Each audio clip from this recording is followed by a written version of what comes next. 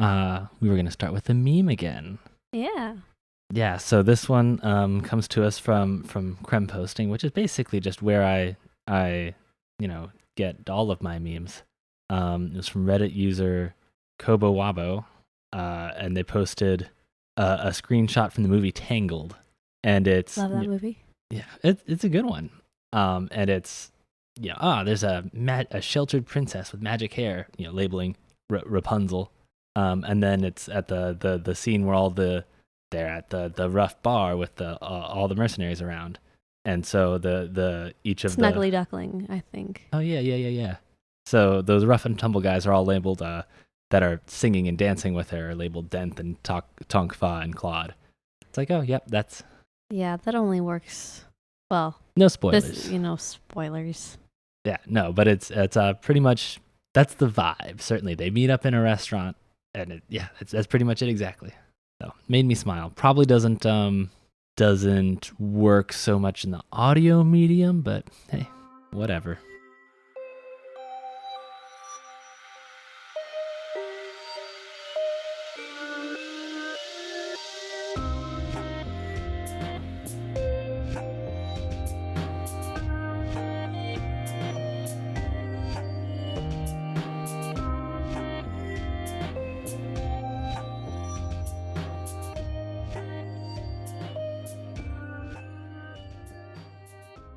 All right. Well, hello and welcome to Cosmere Casual, your casual reader's guide to Brandon Sanderson's Cosmere. I'm Nick Gorman, your co-host and Tangled fan.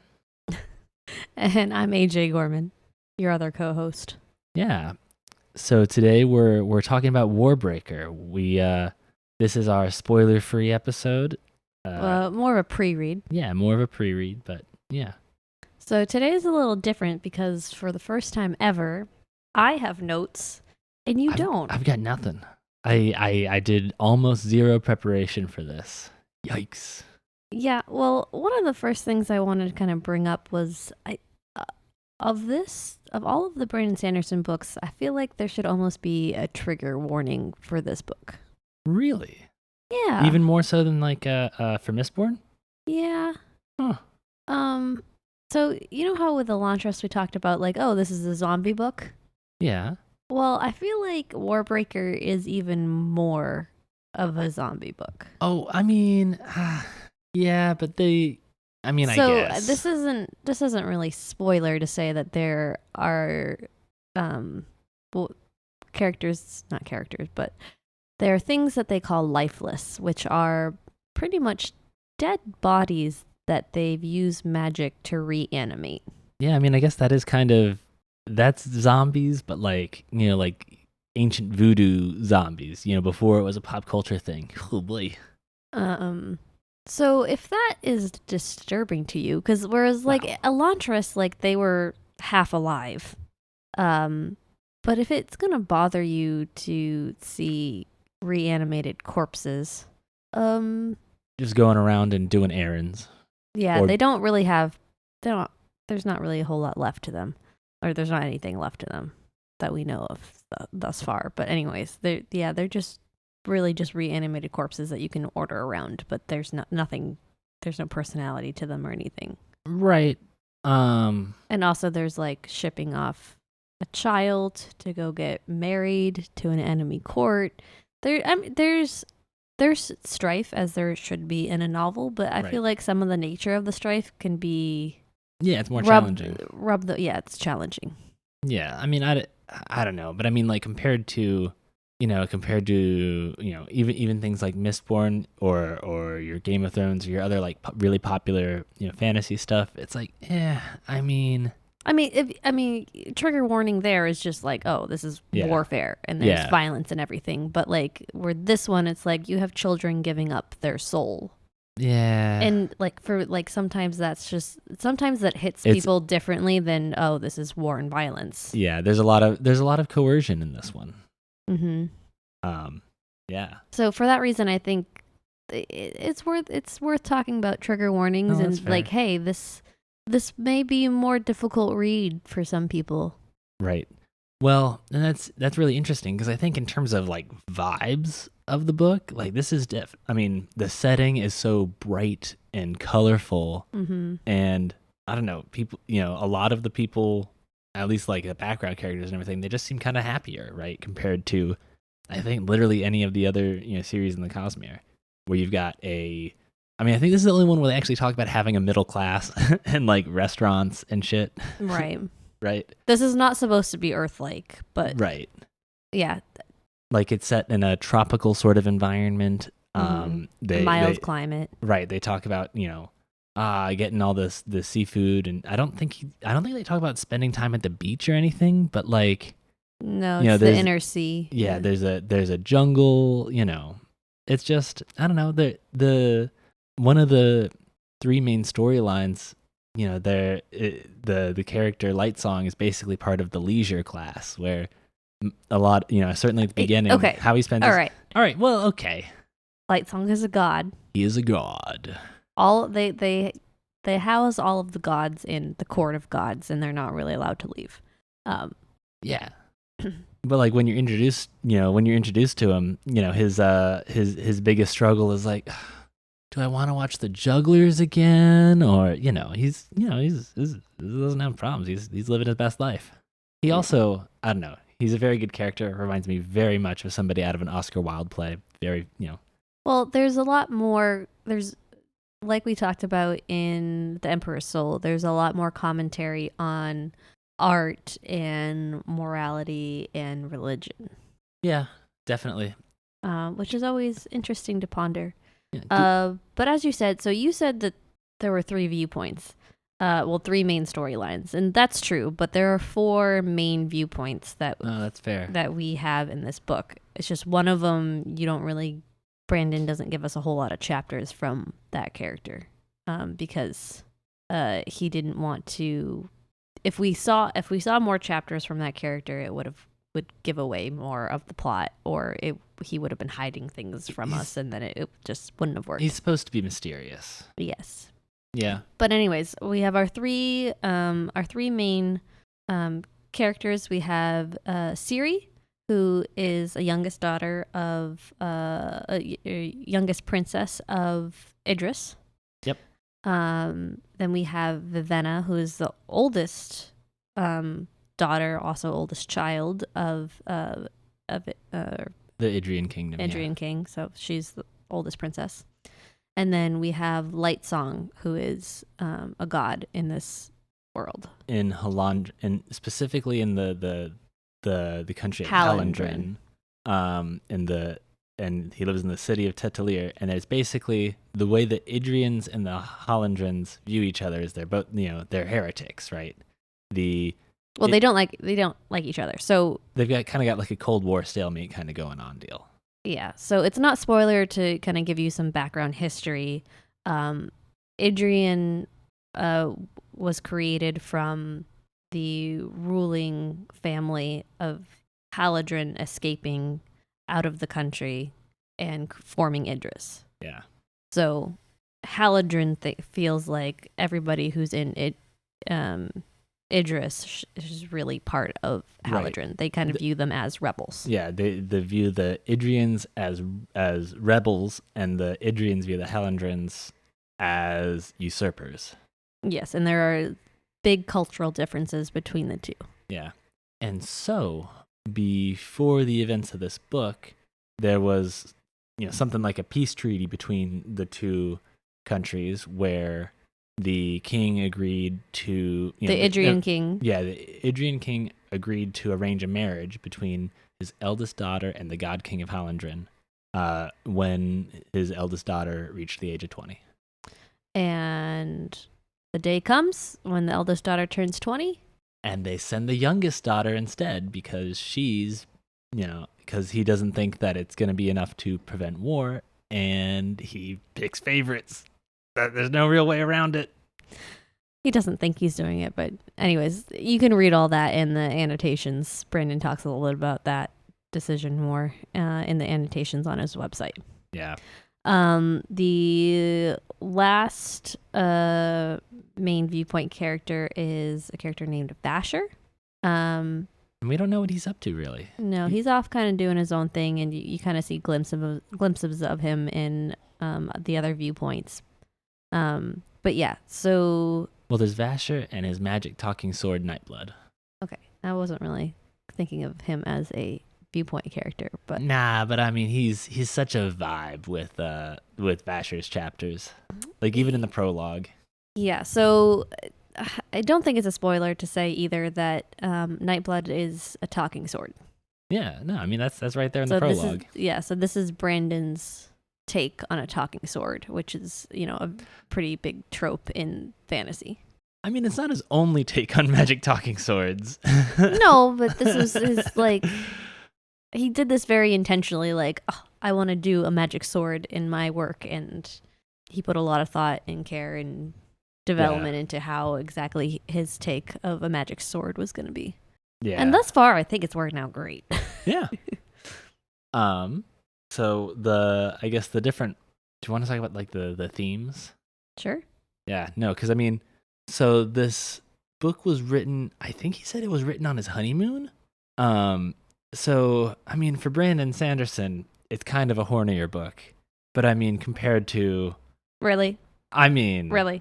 Compared to literally anybody else, it's not. I mean, hey, you've got a character named Blushweaver, which is like, okay, well, that's kind of, weird. And then, the first several times she appears, in the book, and she's always propositioning Light Song for sex, right?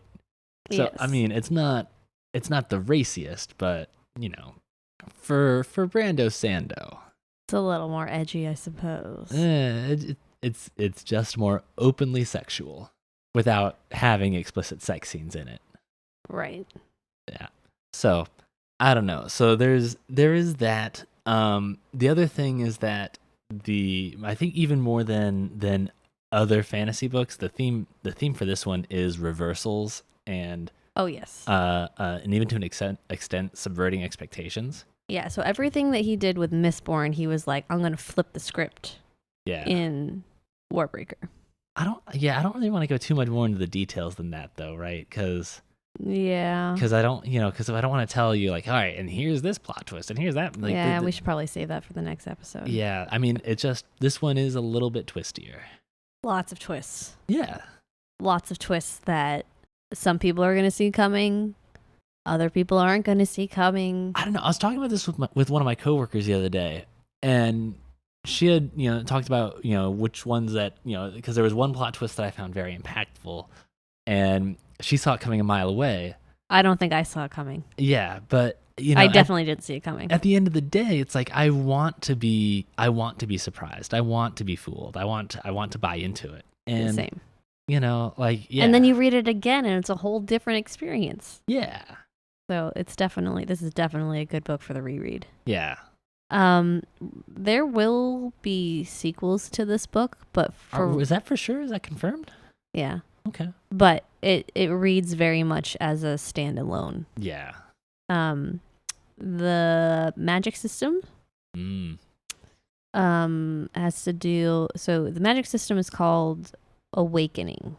Yes, there's a lot of names with this one because it's Awakening, and then the way you awaken things has to do with breaths or biochromatic breaths. Yeah, I find this book probably like all Sanderson books, a little like it takes a while to really fully understand the magic system. Well, and I feel like the way he presents it and the prologue, I think, does a great job of setting you up for what you need, to know to understand it for most of the book. And then it's like, as a good writer should do. Yeah. Right, exactly. And then like it's almost like a half or 2/3 of the way through the book before he really goes into more detail about it. And that's fine. It's good. Yeah. But just in the as you'll see in the prologue, it deals with breaths. So breaths are kind of what we might think of as pieces of your souls. So you can do more things if you collect more souls. More, yeah. More breaths. It's not. Yeah. There are, I think, in universe, they're like, well, no, your breaths aren't exactly the same as your soul. Yeah. So I was about to say, it's. Yeah. I mean, I don't know, man. definitely some Holy Spirit vibes going on there. Yeah. Um, There's a lot of philosophy in this book too, if you're looking for it. yeah. Not a whole lot of time spent on it, but if you're looking for stuff to wonder about, it's in there. Yeah. Yeah. So anyways, you use the breaths to stick into objects and animate them to do things. Right. So like in the prologue, Vasher uses, puts some breath into a little doll-like figure that he makes and uses that to pick a jail cell or, grab the keys to his jail cell and escape. Yeah. And then he gets the breaths back after he after he doesn't need the doll to be reanimated anymore. Right. Yeah, and to do this, that's a great example of just how it works, right? Like you give well, your breath. We're missing an element here. That's so you need kind of three things to do this awakening. You need breaths, you need a command or an intent, and then you also need color. That's right. Which is why this book is so colorful. Is that the culture around this is you need lots of color everywhere, and people with a lot of breaths can see perfect. Colors pop around them, and colors pop around them. They can identify different shades of color, so they always want like a pristine, true colors all surrounding them, and everything is about color. Pitch, So it's a very, I don't know.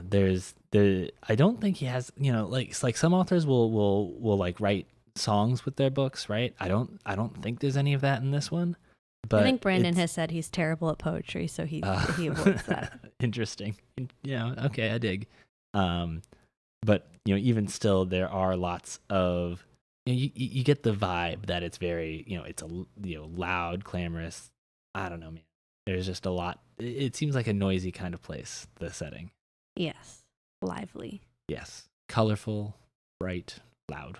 Yeah. I don't know. Of all of the books, I feel like I had the hardest time with this one on my first read. But interesting. That might have been because I was reading it on a library loan and I was trying to rush through it, and then it got returned before I finished the last couple chapters. I did finish the last couple chapters. Yeah. But I with all of the plot twists, and especially like once you get to that info dump near the end where there is a lot about the magic system. Yeah, I could see that being I don't know. Yeah, and there are things that you were led to believe the whole book, and then it was like, See, I don't know, because I think this was the book that I read that really sold me on reading into the in my personal experience. This was one that sold me on. Okay, yeah, no, I'm gonna read everything in the Cosmere. Because I guess the order I read things in was I read the Mistborn trilogy first, and then sometime later I read the first 3 books in the Stormlight Archive, and so like I was interested in getting a little bit more, and then when I read Warbreaker and I was like, okay, I get it. And that was when I really wanted to dive in and get all of the Cosmere. So that after that, it was Arcanum Unbounded, and then there was, Wax and Wane. There were all the standalones. Yeah, I'm starting to think I don't really like any of them except for Stormlight Archive. What? I mean, I like all of them, but I'm just like, if I had to pick something, I'm like, something that I like is something I really like is Stormlight Archive. Yeah, but maybe I just like reading the bigger epic. I don't know. Yeah. You talked to about getting this from the library versus buying it, or this was one that he did some interesting publication stuff with, where the whole book was published by Brandon Sanderson online when it was still in the draft form. Yeah, he wrote this entire book and published everything as he was going along. Yeah. So like people could comment and give him like feedback and everything. He documented everything and had everything up as he was going through it. Yeah, so if you go brandonsanderson.com and go to his books, and like there's a section of his website for sample chapters. You can get the draft version of this book as sample chapters. You can also get the final freaking book as sample, as an EPUB file. Yeah, so he kind of wanted to do an experiment where he was like, well, I want to give readers an option to read one of my books and see if they are willing to spend money on me. So it was all his idea to write a book and have it freely available for anyone to read as an incentive, as a way to convince people, like, if you like this, then you can buy some of my other books. But if you didn't like it, at least you didn't spend any money on me. Yeah. So very giving, kind soul on that. Of course, you can still buy it if you want like a physical version, and But I think you can download the PDF and like put it on an e-reader. Yeah, like I said, I think I actually went and bought it. Because I'm not gonna read an entire novel sitting here in front of my laptop. Yeah. Actually, let me go check that right now. No, it's there. I've seen it. I wanted to check out the file formats. Oh. Well, anyways, I think it's pretty cool. I think we'll probably do a whole episode later on interesting, wonderful things that Brandon has done with publishing and self-publishing. Yes, this might have been the first one that he published entirely online. But yeah, he published the book under a Creative Commons license. Yada yada. Where the heck is the download? Because I thought I had. I don't know. The first reading this was not my first.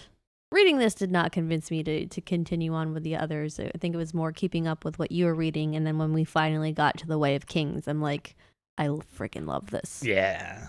And then, finding those connections between the other books, that's really what got me to reread the rest of the Cosmere. And I'm like, actually, on the reread, now that I'm understanding the magic system a little bit more, like, these books are definitely better on the rereads.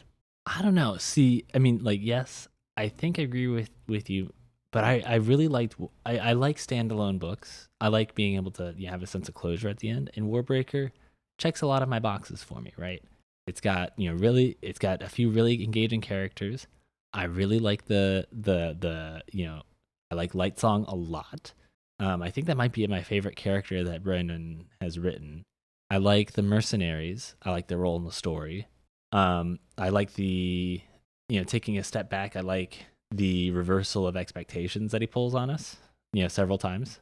I like that it's not a super dreary book in terms of, setting. In terms of the setting, like, because there for a while everything was grimdark. Mm-hmm. And this is sort of the opposite, and it's a breath of fresh air. A breath of fresh air. And I think for like a hot minute, this might have been my favorite Cosmere book. Like now, obviously, I didn't know that. Yeah, but I read this before Emperor's Soul, so, yeah. It's the whole children giving up their breath things really kind of unsettles me a bit. It's exploitative, right? But I view it more as he's representing capitalism at work, right? Yeah. I also feel like because I have those feelings, and then, Brandon goes through and calls me out on feeling those feelings. Yup. It's not a layback. It's not a layback on the beach and read this kind of a read for me. Yeah, I don't know. Like the world is a messy place, and that means that this fictional world is also, messy, maybe in different ways, but maybe the same ways too. The only really shining light for me in this is Nightblood, the talking sword. Not even Lightsong? Oh god, he's so angsty. Yeah. All right. Is there anything else? I actually like the Vivenna chapters, and I think that is a hot take for most people because people cannot wait to get through Vivenna's chapters. Interesting. Yeah. No, But we can talk about that. I was about to say, it's I want to pull the thread on that, but I don't know how. Yeah.